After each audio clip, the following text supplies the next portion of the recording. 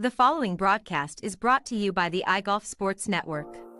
The Women of Golf show is sponsored by the iGolf Sports Network and Golf Tips magazine. iGolf Sports is a live stream broadcast and media production company, providing quality programming designed to attract the golfing enthusiast. And Golf Tips, the game's most in-depth instruction magazine, with insightful reviews on the latest equipment, tips from top teaching professionals, helping you improve your game from tee to green.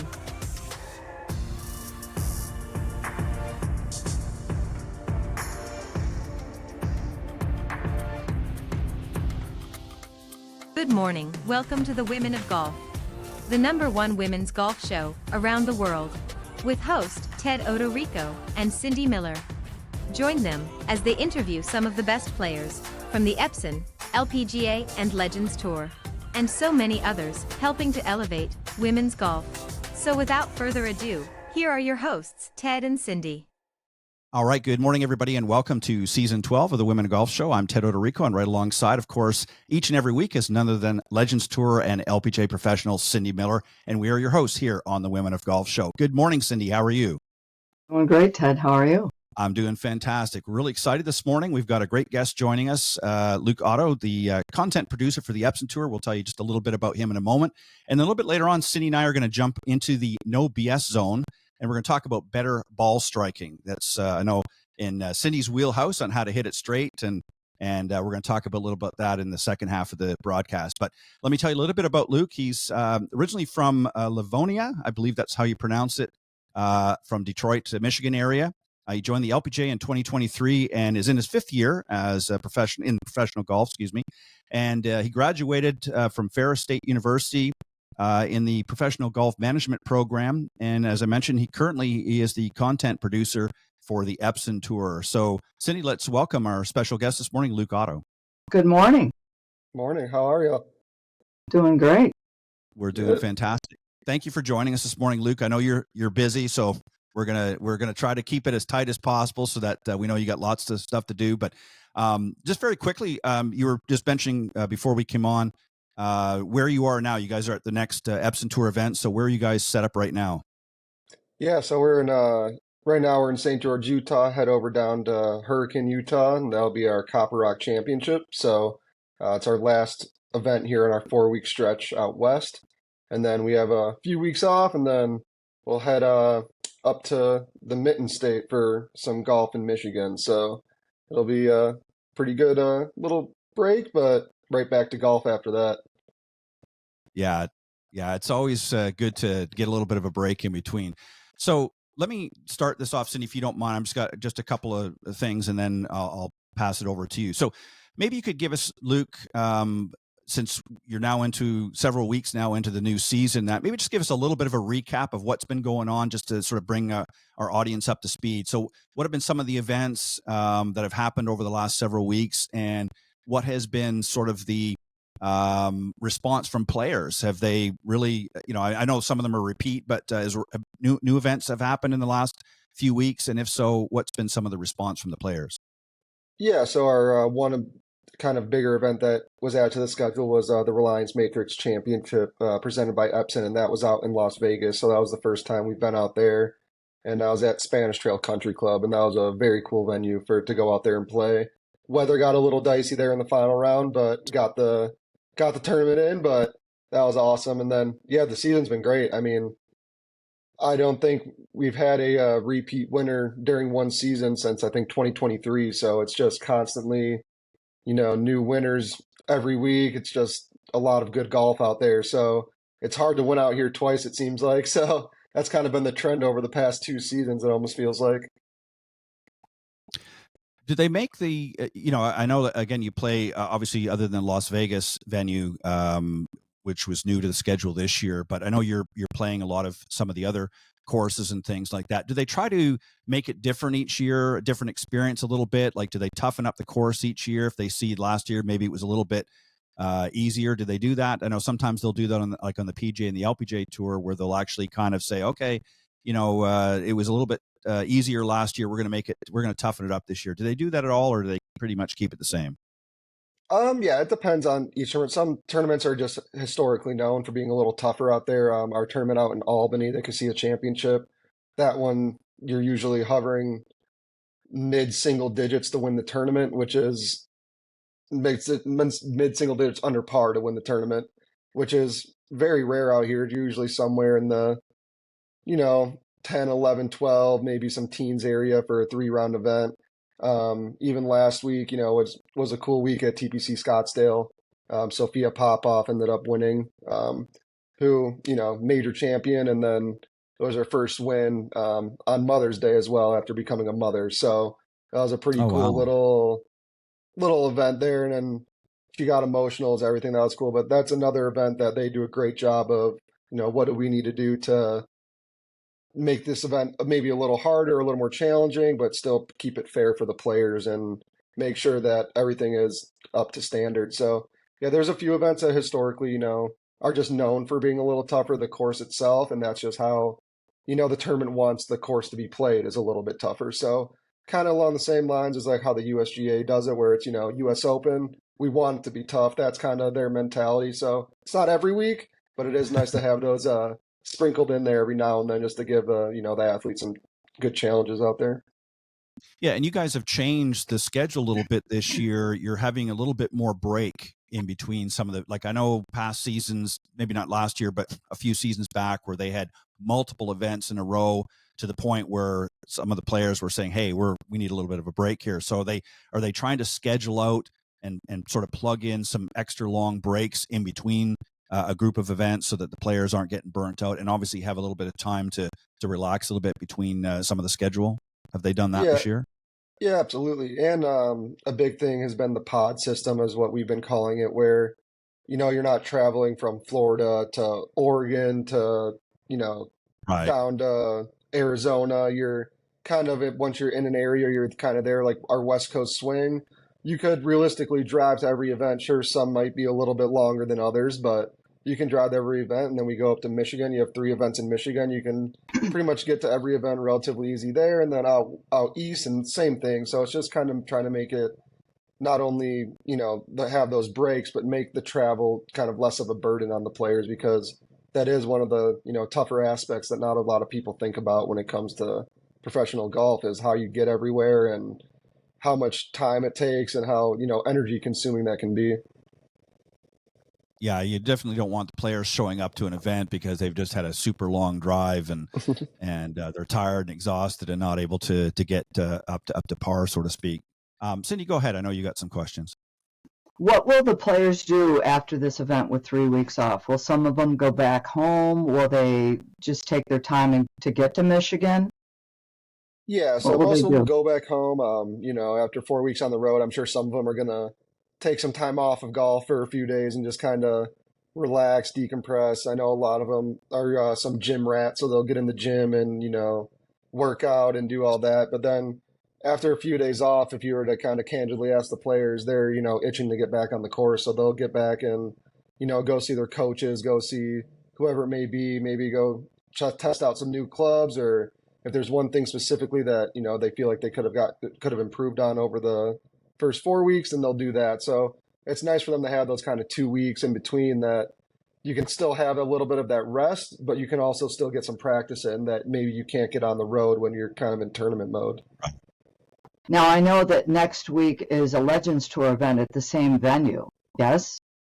Yes, it is. Yeah, it's the second year in a row that they've done that out there in Copper Rock. Yeah. Are some of the players already out there, or have you not seen them yet? I haven't made it to the course yet. We just got in yesterday, so we haven't quite made it to the course. Last year, I think there was maybe one or two that were out there for like the final round of the Epson event on Saturday. So it has come, and then we even had Christy Kerr play last week at the Carlisle event in Arizona. So she's going to be signed up for the Legends event. So she was getting like a practice The tournament in, reps trying in. to, exactly, yeah, That getting some stinker. swings in, and she'll be at the Legends event. So but yeah, there's usually one or two players that get out there, because there's a lot to do out here too. I mean, Zion's only a half hour away, Zion National Park, so there's a little bit to do. So some people use it as a little bit of a mini vacation as well, get out there, go see some stuff out in Utah. And then they came out and watched some of the players on the Epson for that final round here in Copper Rock. It's killing me because I'm going to Daytona. I'm being inducted in the LPGA Hall of Fame on Sunday, and Oh, wow. I couldn't get to Utah. I had to withdraw, and I'm like, oh. I mean, that's a good thing to miss it for, though. If No, there's something to miss I it know. for, I've got a good excuse, but it's like, Yeah. oh. So have fun, you I brat. will. Yeah, it's one of our favorite stops. It's beautiful out here. It's I've really heard, and I saw the pictures. So shut up. cool. I'll stop whining now. Okay, have fun. Ted, go ahead. So did I hear right? Did you say Christy Kerr is going to be in the Legends Tour? Yeah, the Yeah, brats they can be 45. So that's the other thing.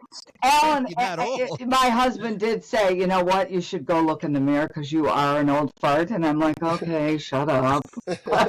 I was thinking there. I mean, I knew she wasn't, a spring chicken, but I thought Legends Tour. Wait a minute, they must have dropped the age or something. Wow, They did. Well, I'm now I like, feel hi. old. Yeah, Now I you feel are really old. And I'm really old. So fine. Now, so Luke, let's talk a little bit about you. So tell us a little bit what your title is, a content producer, obviously for the Epson Tour, and I know you're part of the LPGA organization as well. So exactly what do you do? What is your job? What is basically the function of a content producer, just for the Yeah, audience? so we have 3 different content producers. I'm kind of more the communications lead as our content role, so I handle a lot of the communication with outside media and maybe external media who show up, and then kind of the process after the event of kind of, I guess you could say, being the liaison between the player and the media after the event and doing interviews and such like that with the media. And then I do a lot of the writing for the website as well. So a lot of the written pieces that go out, while Isaiah and Hunter are 2 other content producers. They handle a lot of the more video and photo focused stuff that goes out for us. So we kind of have the 3 content producers, but we do all kind of overlap because Sure. sometimes 4 weeks writing on the road, your brain can get a little fried writing for 4 weeks. So I do have Right. a little bit of background of doing some photos and stuff like that. So we'll rotate kind of in and out and whatever some people is. And, same thing where Isaiah's great at video and he's great at photos, but sometimes he's focused on one. And he's like, I just want to go do photo. And then someone else just Right. picks up the video for that week. It's just trying to avoid burnout is kind of our big thing. And it's nice to have 2 or 3 people that can kind of do a little bit of everything. So that way you're not feeling like you're just pigeonholed in the one thing for the whole season. Yeah, that would get a little bit, it's variety is the spice of life, as they say. What's the Mhm. hardest part of your job? What do you think is the most difficult? I mean, obviously you mentioned earlier traveling can be a little bit, or has been in the past, a little bit tougher. Is that one of the hardest or most difficult parts of your job, do you think, is just having to get to the venues all the time? Yeah, I would say it's definitely difficult. It's one of, like, I guess one of the things you don't really think about when you have the job, because I do like the travel, I like being out, but it's kind of blending that with work at the same time, making sure you kind of have your phone on you or whatever it may be to answer emails when you're in the airport or however you may be going around. But I would say, like we were talking about, burnout can be one of the most difficult things, just because 4 weeks on the road, and sometimes you're working 12, 14-hour days because you're there almost from sun up to sundown. I think that can be sometimes the most difficult, and we've done a good job, I think, at the LPGA of making sure that that doesn't happen as much as possible. If you're having a little burnout and whatever it may be, and you have a little bit most of your work done for that day, they tell you, hey, go home, go do something, like go Yeah. get your mind off work, because you are working some long hours and you're almost working 7 days a week when you're on the road. So you can have those days where it's just kind of, hey, get out of here at noon, get out of here at 1, go take a half day, go do something, and just, enjoy being on the road. I think that's a lot of the stuff that, the burnout is one thing you don't think about, because, like, if you're in this role, you kind of have to like golf to a certain extent, because if you don't, it's going to be a very tough job for you. So it is nice to be out here and doing what you do, but no matter how much you like something, when you're doing it that much, it's sometimes like, okay, I need a quick break from it. And I think that's one thing that might be difficult that not maybe a lot of people think about. I have Yeah. to ask. I have to ask. So you went to Ferris State and you probably majored in how to be a club pro, and now Yeah, you're so doing professional something golf. totally, yeah, Yeah. totally different, and you're writing, and that doesn't come with how to be professional golf management. So how did you learn to write and write for the LPGA? Yeah, so it's just something I've always been interested in, just media in general. So like it's not going to sound great, but in high school, whatever it is, sitting in class, have my phone behind our book and reading, sports articles or whatever it is on my phone instead of actually reading the book. So it's just something I've always been Busted. interested in. Yeah, and then but I actually got pretty lucky. I worked at Arcadia Bluffs Golf Club up in Michigan. Pretty really nice course up there. But my first assistant up there, his dad, used to be the director of a local news station up there called 9 and 10 News. And I kind of mentioned, I was like, I'm not sure the head pro, assistant pro, that teaching pro life is for me. But I didn't want to get out of golf because I really enjoyed golf. That's what I wanted to do. I wanted to be somewhere in the sport. And Mm. I was like, is there any way I can get an internship at the news station out there during the summertime when I'm at Ferris and it's a 30-minute drive down the road? So I did that for 2 summers and I learned a lot there as far as just Oh, that's great. structured writing and whatever it is and just doing stuff like that. And I will say sports writing is not as structured as maybe news writing is. Everything has to be very precise in a way where I would almost call sports writing is more a blog style writing because you're trying to connect more to the audience instead of just give them general information, which is a lot of news writing is just putting out information and making sure everything is correct and precise and all that. Where golf, you're trying to tell a little bit of the personality of the players and how they're doing, and it comes across a little bit better when it's more of a blog style, more little bit informal. You still want it to look professional, but you still want to have that little bit of connection with the reader. So it was a very good place for me to learn, and then just kind of transition that. I worked at mini tours as well, so my first couple years after graduation, I worked for the Annika Women's All Pro Tour and the All Pro Tour. So got to meet some very good people there, very cool people there, and learn a little bit more about, writing in golf because, first time writing, not the easiest thing in golf when you don't No. really know what you're doing. So when Right. it's just, like you said, get reps in was the big thing. Just write and make mistakes and sometimes it's not going to be good. Same thing on the golf course. You're going to hit some bad shots. You're going to write some bad Right. articles. It is what it is. Just get over it and keep going and things just slowly get better. So that's kind of how it just all ended up. I want to say I kind of got a little lucky because I'm sure that doesn't happen for everybody, but it worked out. So I'm happy it did. Good for you. Good for you. That's great. Yeah, it's good. I just want to add a quick disclaimer in there for anybody that should tune in from Ferris State. Luke did have his nose in the book. Unfortunately, there was a phone behind it. So I just want to say, hey, he was kind of just studying something else, which obviously served you well. But all kidding aside, what's the most rewarding? Obviously, I think you've kind of laid that out. Is that the most rewarding? As you just really enjoy, putting these pieces together and writing the articles and so forth? Would you say that's the most rewarding part of your job, or is it maybe even just meeting a lot of the players? Yeah, and I think that kind of goes hand in hand. I have a unique kind of perspective when it comes to the players because I get to sit down with them a lot of the times and talk with them a little bit more about just golf, not just golf, about their life and how they got into golf, how they became a professional golfer, who got them into professional golf, all that little stuff. And you kind of see the little bit behind the scenes of them. And then, maybe when you see one of those players win, a lot of them become your friends out here. So, it's cool seeing that, because you know how hard they work. I mean, I played Sure. sports my whole life growing up, not to that extent. And you know how hard you worked. You amplify that, and that's where they're at. So when you see that happen, you can almost see the relief on their face, when that final putt goes in. And it's kind of just Yeah. like that little just sense of, all of it was worth it to a certain extent. And that's always, I think, one of the most rewarding things, especially, like I said, when you know the players, you get to know them, being on the road with them for 20 weeks out of the year. I think that's Yeah. probably one of the more rewarding things, just seeing that, because everyone who's played a sport knows how difficult getting over kind of that hump is to get into the winner's circle. Yeah. Yeah. There's a lot of pressure for sure. I mean, Cindy and I have talked to a lot of the players over the years, and there's some times that they are, riding that cloud and just, cloud nine, they're happy, excited, pardon me. And then there's other times where they're just, thinking, do I want to keep doing this? Maybe I just need to quit and do something else, because it's just becoming so hard and frustrating. So I'm sure you hear a lot of that when you're talking with them.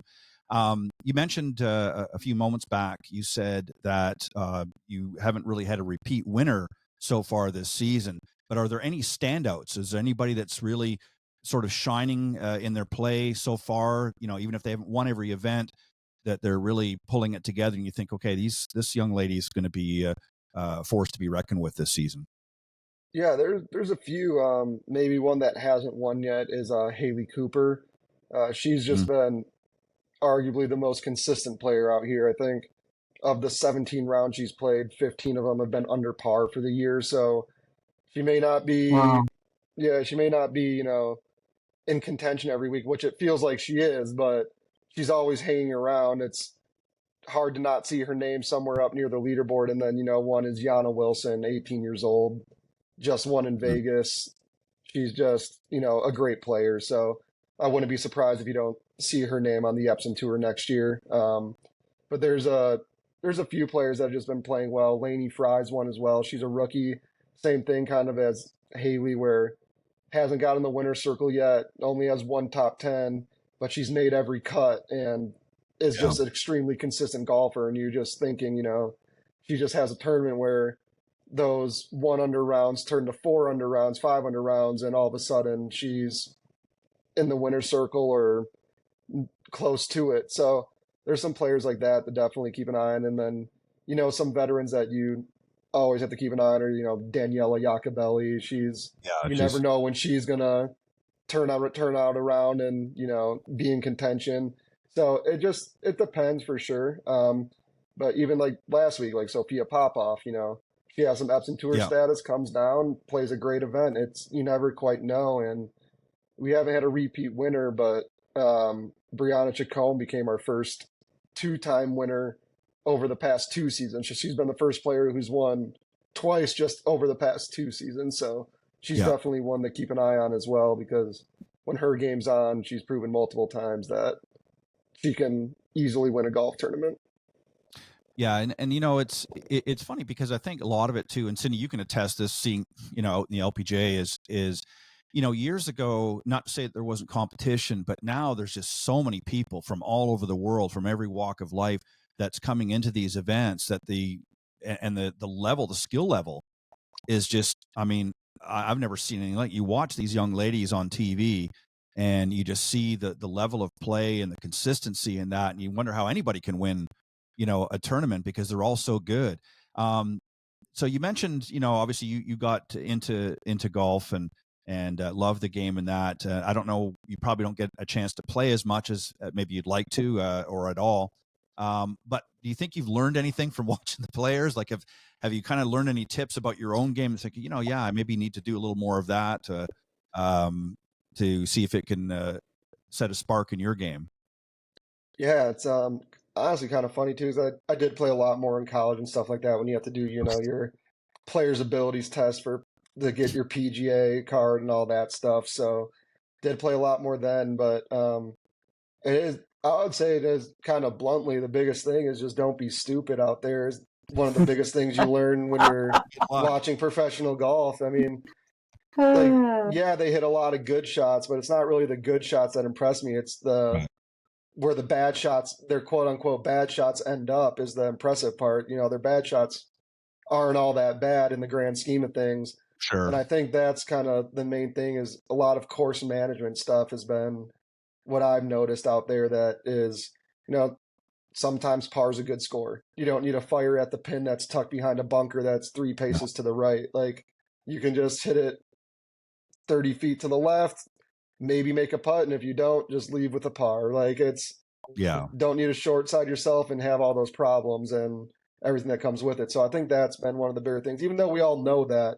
It's just more seeing it play out in live time and being like, oh yeah, I guess that does look a lot easier than what I've been doing. Because we all want to make birdies, and the only way Right. to make birdies, you feel like sometimes is to hit it close. So you always want to try to hit it close. So, but yeah, I think that's been the biggest thing. Is just for me is just we call it the kiss out here is keep it simple, stupid. So I think that's what. Around for a while.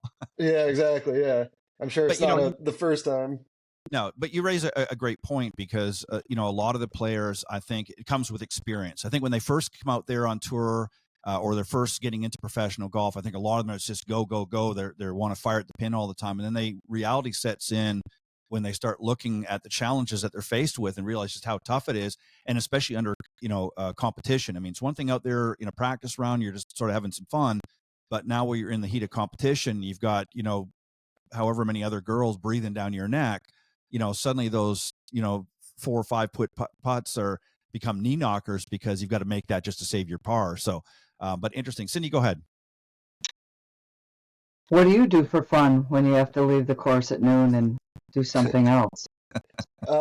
It depends where we're at. Sometimes when maybe we're in El Dorado, Arkansas, where there's not too much to do, you're just kind of, hanging out with some of your coworkers. Maybe, especially like in the fall, a lot of people out here are big football fans. So during the weekends, maybe go catch a football game, or if it's Thursday night, go somewhere, maybe get some dinner and watch some football. But when we're in places like this, funny enough, we on our drive up here, we decided to drive me and a few coworkers because you can drive through the Grand Canyon. So we decided to go to Oh, the wow. Grand Canyon Oh, and do that. And last week or a couple weeks ago, we were in California. We went to Joshua Tree, did some hikes. So just something to kind of get your mind off of golf. But when I'm home in Dallas, I do still like to play because that's the only time I kind of get to play. I bring my clubs, throw them on our truck, and then if I have some time out here when there is some extra time, I do like to maybe go sneak out and play some golf. But that happens far and few between. But I always have them ready just in case. great. That's fantastic. Let me just ask you as we get ready to wrap up. If somebody wanted to, can anybody get tickets if they want to see an Epson Tour event? Are they available? And if so, where would our listeners go if they wanted to maybe catch an event that's coming to their area? Yeah, so it's all course dependent, course and facility dependent. So this week there is tickets at Copper Rock, and there's the copperrockchampionship.com. You can get tickets there. There's a VIP section. There's just general admission tickets where you can wander around. But I would say 70 to 80% of the tournaments are just kind of show up and, Okay. have fun out there. There is a lot of, like vending and stuff like that, but a lot of the time it is just show up and then go watch some great golf. So it is dependent. If you check the website, when you go to the leaderboard, there'll be a tickets link if there is tickets available for the event. And I would say almost general admission tickets, they never go more than about $5. So, and a Okay, lot of that's the times it's kids get in free as well. So I try to make it as accessible as possible for people if they have, a family, maybe, a daughter who wants to go see a specific player, whatever it is, try to sure. make that as accessible as possible for them. So, yeah, that's most of the time I would say admission is generally free, but every now and then it's $5 But to get in. yeah, but that's nothing. So, what's the website just for people to know? Is it just epsontour.com or? Yeah, it'll be epsontour.com, and you can hit the leaderboard, and then it'll tell you there. It'll give you a direct link to buy tickets if tickets are necessary. So it'll be somewhere on there. And then if not, usually the tournament has its own website, and it's usually just very simple. Like this one, I think is just copperrockchampionship.com. So, and Yeah, then so I think that is usually linked as well. Yeah. yeah, they can just check the schedule and find out. Okay, well, great. Well, listen, thank you very much for joining us this morning. We're going to get you to hang tight for just a quick a second or two as we get ready to close off this segment. We're going to take a quick commercial break. And when we come back, Cindy and I are going to jump into the no BS zone, and we're going to talk about better ball striking. But we want to thank our very special guest, Luke Otto from the Epson Tour, for joining us this morning. And just keep doing the great stuff, Luke, and keep sending some players our way. We love speaking with the young ladies and hearing their story and having them share it with our audience. But thank you very much for joining us. But as I said, hang on for 1 second and we'll be right back.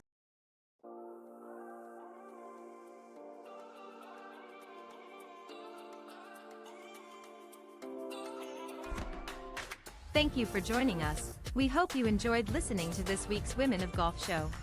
Ted and Cindy wish to thank this week's special guests. Remember to join them every Tuesday from 9 to 10 a.m. Eastern, here on the iGolf Sports Network, or on any of these social media platforms: iTunes, Stitcher, TuneIn, Castbox, TalkStream Live, and of course Spotify. To get updates on the show, you can follow the Women of Golf's Facebook page at www.facebook.com/womenofgolf. This has been a production of the iGolf Sports Network.